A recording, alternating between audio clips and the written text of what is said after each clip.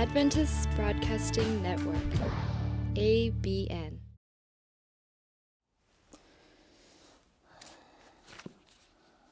이제 마지막 시간이 되었습니다. 근데 저도 이제 인터넷에 올라온 동영상을 보게 되면 처음부터 끝까지 듣기가 굉장히 어렵더라고요. 그래서 막 중간 넘겨서 보기도 하고, 여기 봤다가 저기 봤다 보기도 하고. 그러나 그 와중 속에, 그러한 가운데 하나님의 말씀이 우리의 마음 가운데 함께하길 간절히 기도합니다. 그리고 이 ABN 사역이 너무 좋은 것 같습니다. 이렇게 말씀에 기근 있는 세상에 이렇게 풍요롭게 말씀을 제공하는 것, 마음 있고 귀가 열린 자는 다양한 목사님들과 우리 장로님들과 우리 좋은 하나님의 종들을 통해서 들려주는 말씀이 우리 삶 속에 힘과 용기가 되길 간절히 기도합니다. 우리 ABN 식구들 너무나 감사합니다. 마지막 제목은 보라 무지개를, 여태까지 하면서 무지개 색깔 했는데 무지개는 한 번도 나오지 않았습니다. 짜맞추다 보니까 그렇게 되었어요. 근데 지난 6번의 시간을 중구난방으로 흐름 없이 막 말씀드린 것 같지만 은근히 다 흐름이 있습니다. 우리가 예수 믿는 일, 신앙을 하는 것, 간단하게 요약하면 그 신앙은 율법에서 시작해서 율법으로 끝납니다. 저는 율법 이 보수에 대해서 굉장히 알레르기를 일으키는 사람 중에 하나인데요. 그 율법이 너무 좋아요.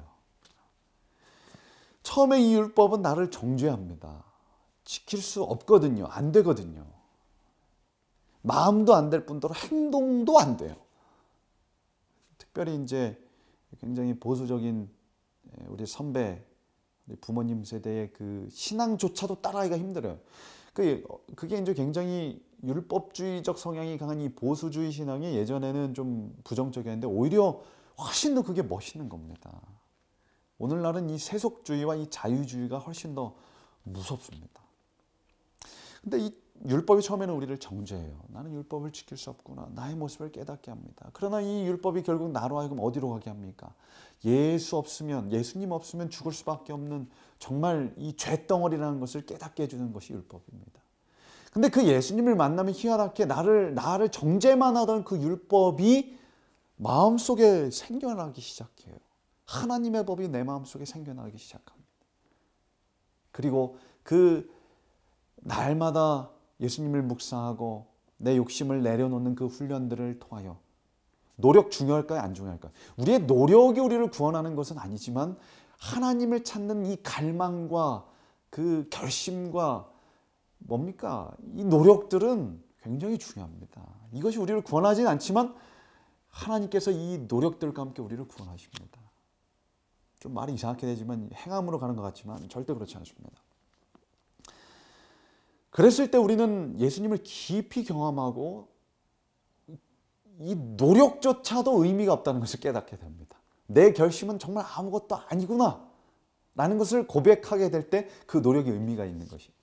그래서 그 하나님의 영에 이 압도될 때 내 마음속에 나를 정죄하던 율법이 꽃처럼 열매처럼 피어나게 됩니다. 그게 이제 성령의 열매입니다. 에스겔서 36장에 말하는 성령께서 새 마음을 주시고 그것이 뭐로 맺혀지는 거예요? 율법을 지켜 행하는 것으로 맺혀집니다. 이게 로마서 8장의 이야기입니다. 전에는 지킬 수 없던 율법이 성령의 능력으로 율법을 지켜 행할 수 있는 능력. 그래서 율법에서 시작해서 율법으로 맞춰지는 것입니다. 그래서 시편을 살펴보게 되면 계속해서 하나님의 말씀을 사모하고 그 말씀을 지키기 위해 애쓰는 당신의 종들의 모습을 살펴볼 수 있게 됩니다. 근데 이것을 하나로 뭉쳐서 상징화한 게 뭐냐면 바로 무지개입니다. 에스겔서 1장 28절에는 이 무지개를 여호와의 영광의 형상의 모양, 여호와의 영광이 뭡니까? 하나님의 임재. 영광은 하나님의 품성이라. 그분의 율법이 확 드러나는 그 모습이 무지개로 형상화되는 것이. 계시록 4장 2절 3절에 보면 무지개가 하늘에 뜬 이 무지개가 하늘나라에 가면 보좌, 하나님의 보좌주에 무지개가 쫙 있다고 이 계시록에는 말하고 있습니다. 보좌에서 무슨 일이 일어납니까? 하나님의 자리, 보좌, 왕의 자리에서 무슨 일이 일어나요? 심판이 베풀어집니다. 율법을 근거로 인해서 심판이 베풀어지는 자리가 바로 보좌입니다. 그러나 동시에 뭡니까? 하나님의 보좌로부터 뭐가 흘러나와요? 생명수가 흘러나옵니다. 그래서 에스겔서에 보면은 그 성전으로부터 흐르는 이 생명수, 이 보좌로부터 흘러나온 물이 나오고요. 그것이 예수님을 통해서 성취가 됐고요. 계시록에 보면 그 성전, 그 보좌에서 생명의 강가, 하나님의 심판, 공의와 하나님의 은혜가 동시에 이 하나님의 보좌에 있게 되는 것을 발견하게 됩니다. 그것을 상징한 게 뭐냐면 바로 무지개입니다. 그래서 구름 사이에 생기는 이 무지개가 빛이잖아요. 근데 빛은 보이지 않지만 그것이 소나기. 언제입니까? 이 노아홍수 때 무지개 언약이 만들어지잖아요. 하늘에서 내리는 그 심판을 상징하는 이 비와 합쳐졌을 때 나타나는 것이 바로 무지개였습니다. 이것과 같이 이제 화이트석에는 이렇게 기록합니다. 이 무지개는 하나님의 은혜와 공의의 결합을 상징한다. 시대소망은 이렇게 기록합니다. 하늘 높은 보좌를 둘러 있는 언약의 무지개는 하나님이 세상을 이처럼 사랑하사 독생자를 주셨으니 이는 저를 믿는 자마다 멸망치 않고 영생을 얻게 하려 하심이라는 사실에 대한 영원한 증거다. 이것은 하나님께서 죄와 더불어 투쟁하고 있는 그의 백성을 결코 버리지 않으시리라는 것을 우주에 증언하고 있다. 하나님 결코 우리를 버리시지 않습니다. 우리는 하나님을 자꾸 떠나가려고 합니다. 하나님을 거절하려고, 자꾸 동쪽으로 가려고 해요. 동쪽에 해가 뜨니까, 그게 희망차 보이니까요. 거기에 뭔가 있을 것 같으니까 자꾸 동쪽으로 하고 소돔과 고모라로 가고 바벨론으로 들어가는 것입니다. 우리의 마음이 거기에 있어요. 그러나 그럼에도 불구하고 완전히 하나님과 분리되기 전까지는 결코 하나님은 우리를 버리지 않으시고 포기하지 않으십니다. 그곳에서 나오려고 발버둥치고 동쪽에서 다시 서쪽으로 들어오려고 하나님을 찾는 그 모든 무리를 하나님은 불쌍히 여겨주시고 인도하실 것입니다. 이것은 보좌 자체가 존속되는 한 우리에게 힘을 주시고 보호해 주실 것이라는 한 보증, 약속이다라고 시대소망은 기록하고 있습니다.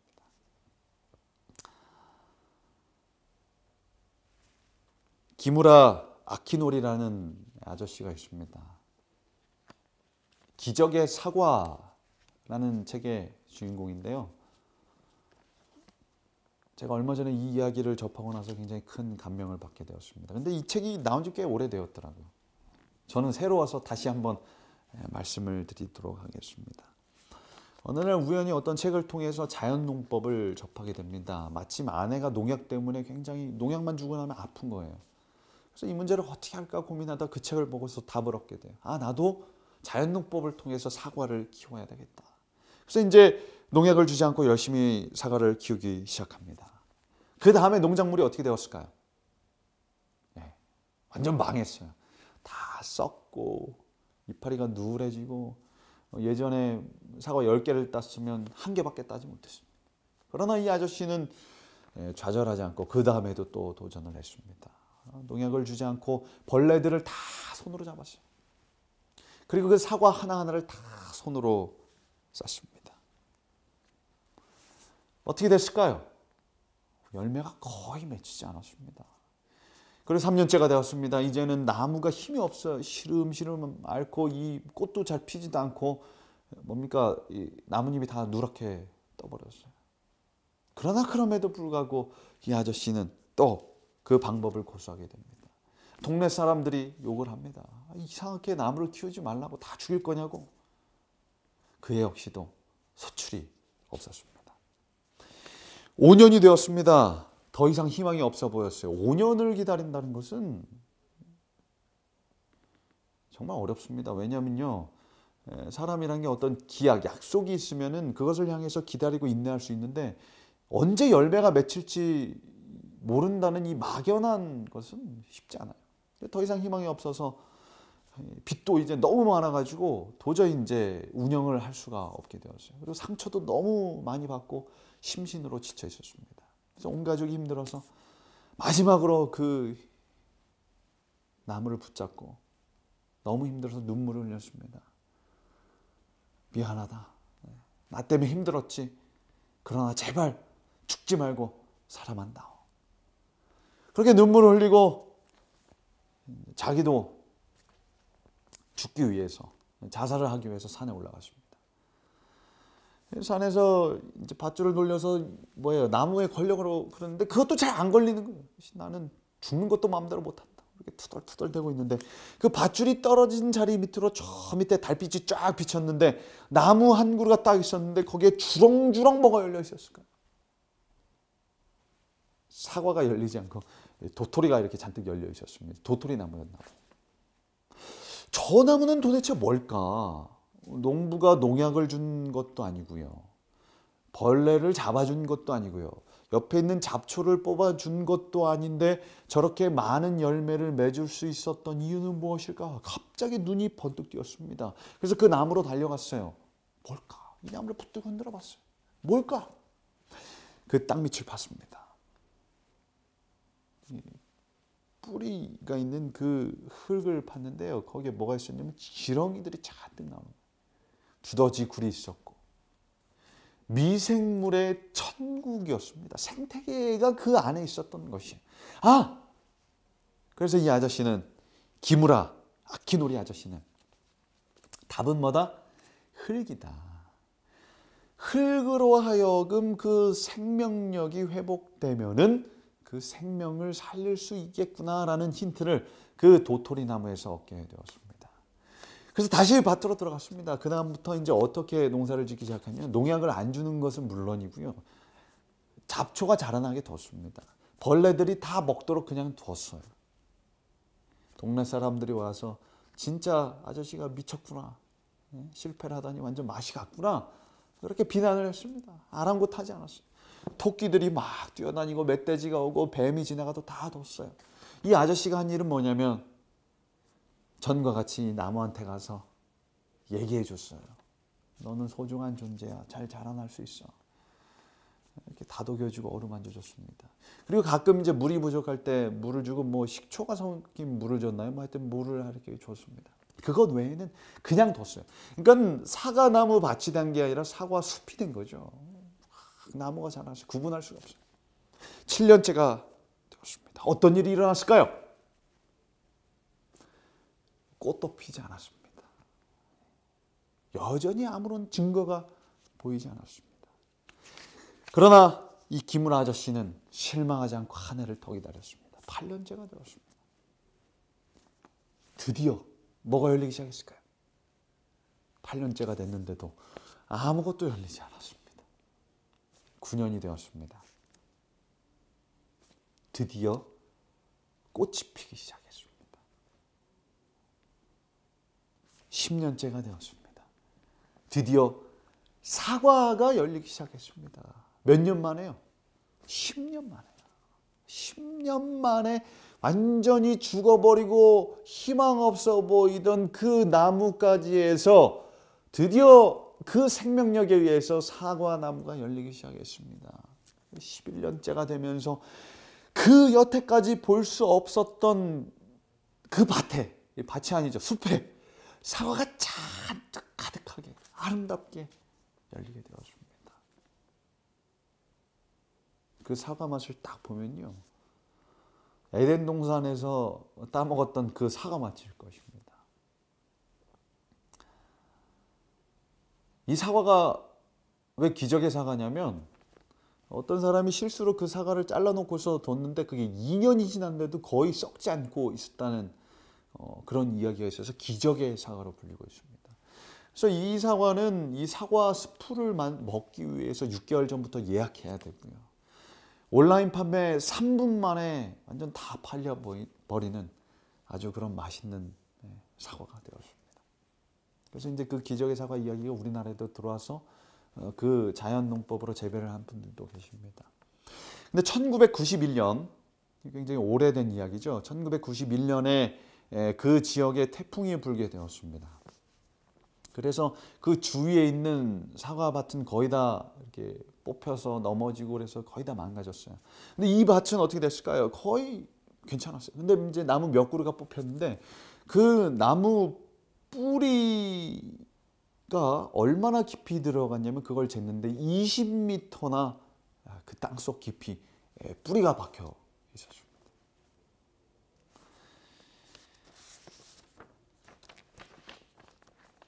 우리 성도 여러분, 우리의 삶에 열매가 없을 수 있습니다.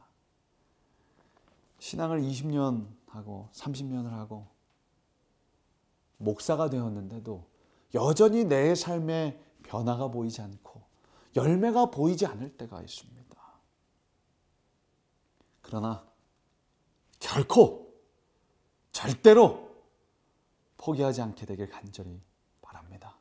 끝까지 견디는 자는 구원을 얻을 것입니다. 성도들의 인내가 여기 있습니다. 오늘 우리의 모습을 보면 희망이 없지만 언젠가는 우리가 오늘 열매가 맺히지 않는다 할지라도 우리가 오늘 예수를 부르고 예수님 안에 있다면 그 뿌리는 계속해서 내려가서 언젠가는 하나님께서 원하시는 아름다운 열매를 당신께서 창조주의 능력으로 맺게 하실 것입니다.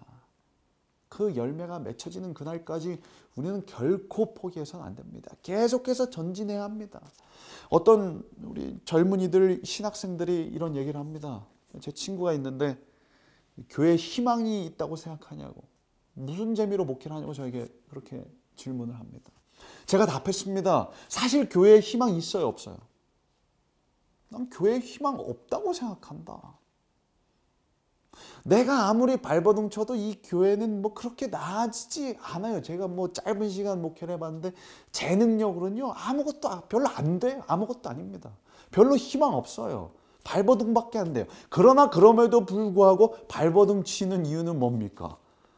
하나님께서 그 일들을 언젠가는 하실 것이라는 무지개 약속, 언약이 있기 때문에, 예언이 있기 때문에 우리는 지금 보이지 않아도 그것을 향해서 나아가야 하는 것입니다. 발버둥 쳐야 돼요. 몸짓이라도 해야 돼요. 그게 바로 살 길입니다.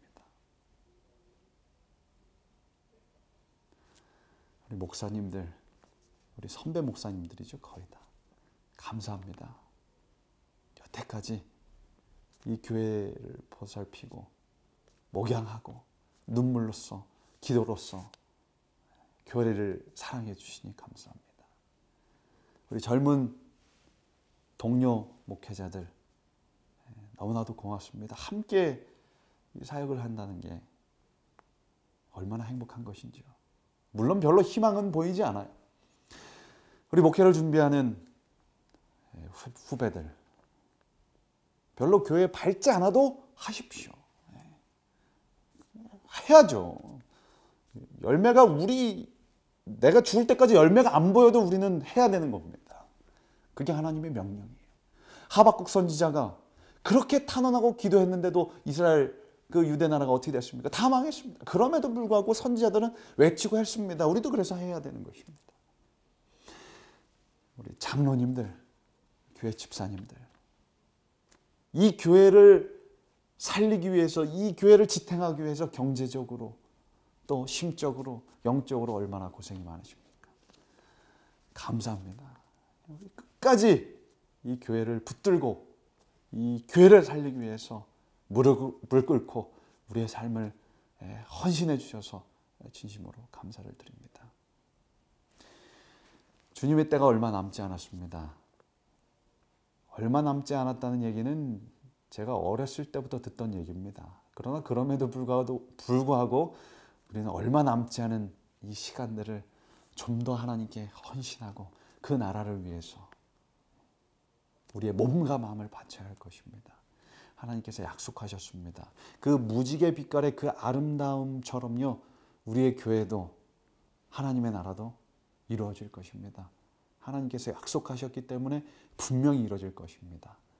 그 약속으로 하루하루 매 순간 승리하고 하나님께 더욱더 가까이 나아가는 우리 모든 재림교회 성도님들과 제가 되길 간절히 기도하면서 말씀을 마치도록 하겠습니다.